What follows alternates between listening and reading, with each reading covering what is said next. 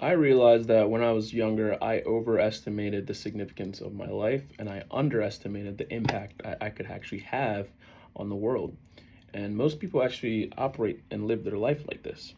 I mean, imagine you're on a highway, there's multiple lanes, and there's some slight traffic. You shift to the left, you go up ahead, more traffic, so you stop, traffic clears up, you go, shift to the right, in and out, switching lanes, and maybe you feel comfortable about where you're going. There's navigation on your dash, and you feel good about where you're going, so you're comfortable. You turn up your music, you're blasting, having a good time, and then yeah, most people are living their life like that. But one thing they don't realize is that the whole time, if you don't zoom out of that picture, you don't really zoom out.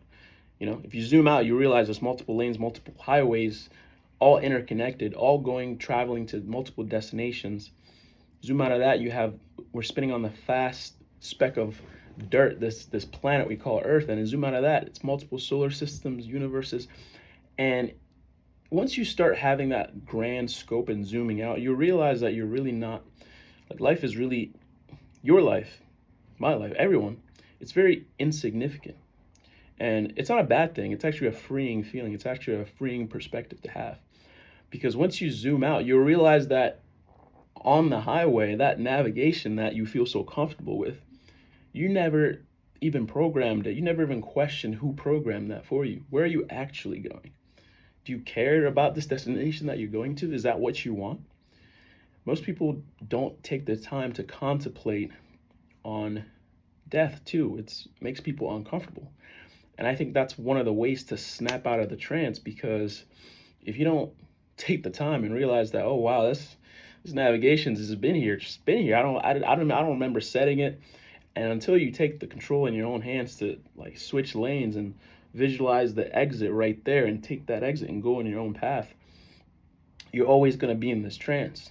I mean, when you're on the highway, that feeling when like you see a flash of blue and a red and you immediately jolt up in your seat, make sure your seatbelt's on, you look and you see that, oh, that's the cops. So now your heart's racing, you have anxiety, and that's usually the time when you like snap out of the trance of just like flowing in and out of life. And that's kind of how death is. If you think about it, it really gives you a sense of realization that life's not as significant as you make. So you really have to make sure you're enjoying yourself, putting your own self-interest first, and seeing how you can make that be a value into the world, because your impact is way more exponential than you probably think.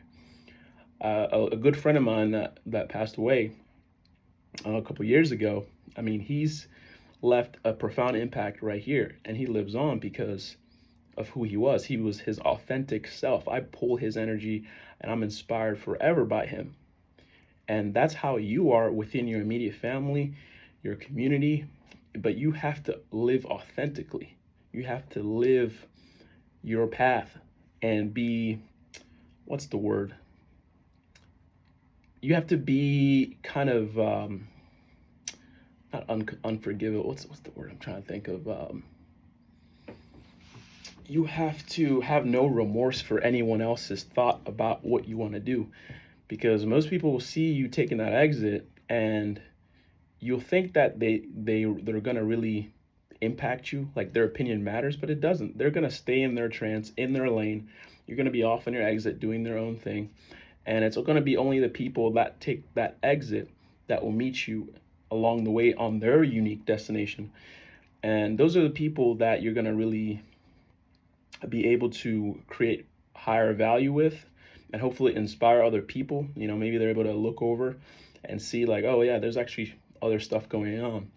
I'm actually not supposed to be on this destination. I don't care about this destination I'm going on. And that's really what creates people overestimating their life. Like, you don't take the time to contemplate death, you're not going to realize that you are probably on a path that you didn't program, you didn't set, you didn't envision. And that's why you see people having midlife crises in like 30s, 40s, who knows. It's because they didn't really take the time to look within. And yeah, that's the point of this video, is just really make sure you're taking the time, and death is a good thing to contemplate on. That anxiety, that feeling you have, it's usually an indicator to use to listen to those inner voices you have. Are you really trying to do something that you want to do? If, gun to your head, like, what do you want to do in life? Who do you want to spend it with? Are you around the people that you want to spend it with? Are you doing the things that you want to do? Are you letting things die in the secret, in the shadows, that are truly meaningful to you, inspire you, spark a flame in you? But lean into it, listen to it, and I promise you, it will be jarring at first. You'll be staring into an endless abyss, but pull yourself out, ground yourself, find a way to find a purpose that is going to bring value to the world. Find purpose within what you do. Find purpose in spreading positivity, inspiring your immediate community, inspiring your friends, your family. And if you do that, you'll have immeasurable impact in life.